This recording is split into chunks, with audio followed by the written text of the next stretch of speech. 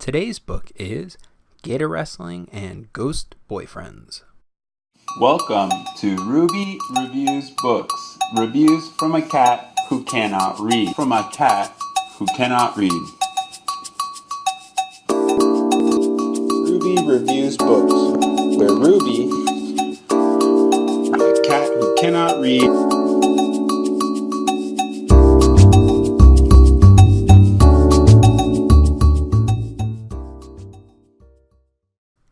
Welcome to Ruby Reviews Books.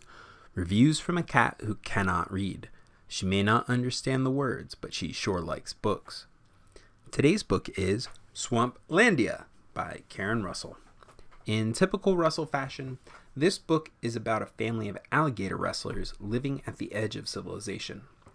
Masquerading as an invented Native American tribe of Florida swamp dwellers, the Bigtree family's life is knocked sideways by two catastrophic events. The death of their mother, who is both lead wrestler and main attraction at their island amusement park, followed by the opening of a corporate theme park on the mainland. These twin blows splinter the family like a dead tree twice struck by lightning. The loss of Halola Bigtree isolates each family member in their own sorrow, which comes to each like a sickness, preventing them from mourning together. Meanwhile, the aptly named World of Darkness overshadows the mostly harmless charlatanry of the Bigtree Gator Wrestling Park with cheap thrills, expensive concessions, and a corporate cynicism that both mocks and bilks the customers and employees it's designed to exploit. The story opens from the perspective of the youngest Bigtree daughter, Ava, before forking into a parallel narrative of her runaway brother, Kiwi. Together, we get a dual and dueling narrative of lost children, one among the mangroves and palmettos of the harsh swamp wilderness, and the other in a tangle of cords and windowless dorms that encompasses the similarly unforgiving world of big park entertainment.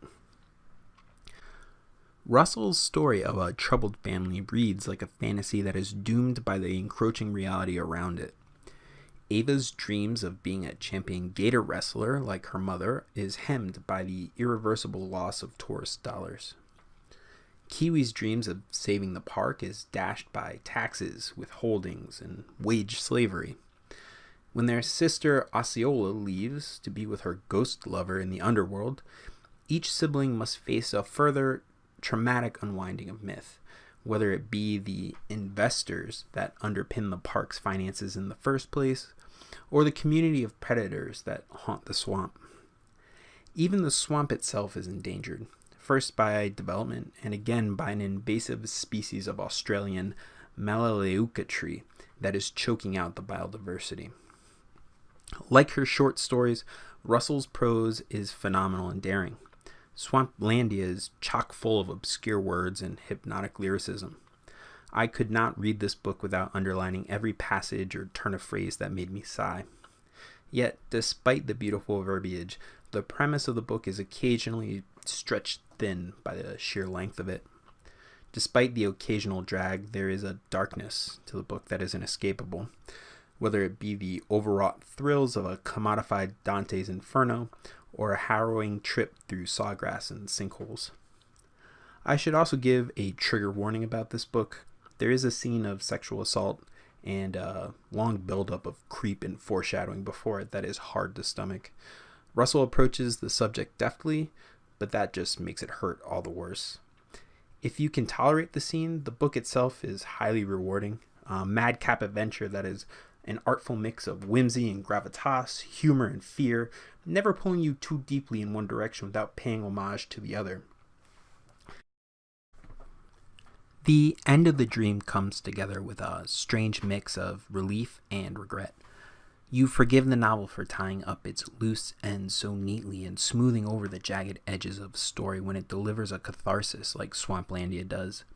Yet, like Ava Bigtree, you can't help but wonder if, after growing out of the dreams of ghosts and bird maps and saving the park, there isn't some part of the fantasy we once loved that still lives on within us, whether it be the strength of a mother or the twisting slither of a restless red Seth.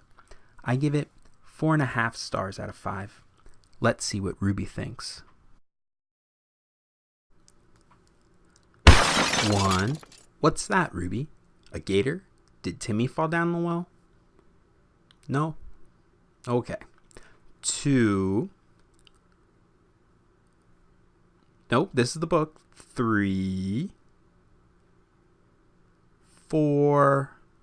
5. Oh, 6. Well, there you have it. Swamplandia by Karen Russell. Rated 4.5 stars and 6 rubs.